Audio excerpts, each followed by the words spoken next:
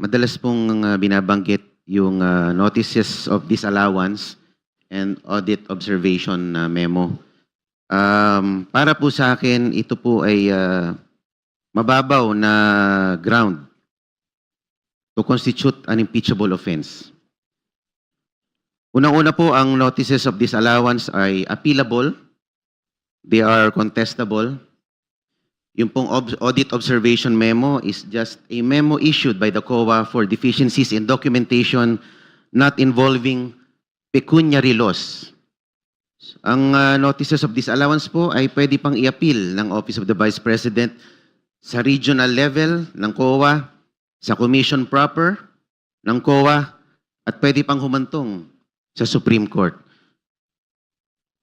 The notices of disallowance does not presuppose guilt on the part of the Vice President.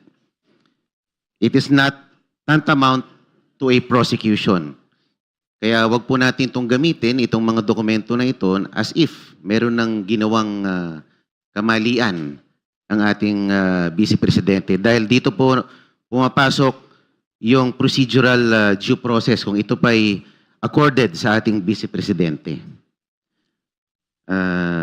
At isa pa po, yung pong mga ginawa ng Quadcom nung nakaraang taon, yung pong pagbubukas ng mga envelope, I don't think yan po ay kasama sa trabaho ng Kongreso. Dahil ang pag-audit po ay trabaho ng COA. Meron po tayong Latin legal maxim, potestas delegata non delegari. Delegated power should not be delegated further. Reminded to confine the manifestation to the subject matter of the impeachment proceeding. This is pertaining to the...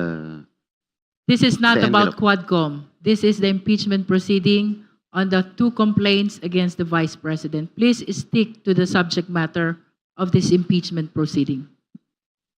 But the envelope, yung opening of the envelopes, hindi po ba may kinalaman If you have ito? concerns about the proceedings of Quadcom, perhaps you should address it in the other forums, but not in the impeachment proceedings.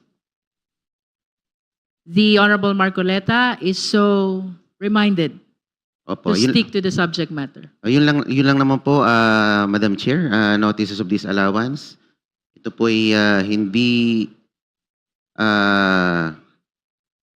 mga dokumento lamang na ito ay appealable, contestable, at hindi ito nangangahulugan ng Vice Presidente ay may ginawa ng irregular dahil ito ay contestable. Yun lamang po ang aking obserbasyon. At ma'am, if I may react dun sa earlier remark made by the chair, I think I was alluded to kasi nagkaroon po ng spectacle kahapon. The chair just adopted the manifestation of the Honorable Marcoleta yesterday during our determination of form. Opo, yung pong I am speaking out of premonition. Actually, I'm not speaking out of mere premonition. I was speaking out of experience. But that's what the committee heard. Nevertheless, Honorable Marcoleta, this is likewise not a subject matter of this impeachment proceeding. Opo, winawarningan ko lang po ang audience na to observe proper decorum. Wala naman po sigurong masama doon, Madam Chair, di po ba? But of course, for as long as the public are not committing any offense inside this committee hearing, then there is no basis at all to call their attention or to even mention their name. Okay ma'am, pero nagkaroon po ng president kasi sa Senado.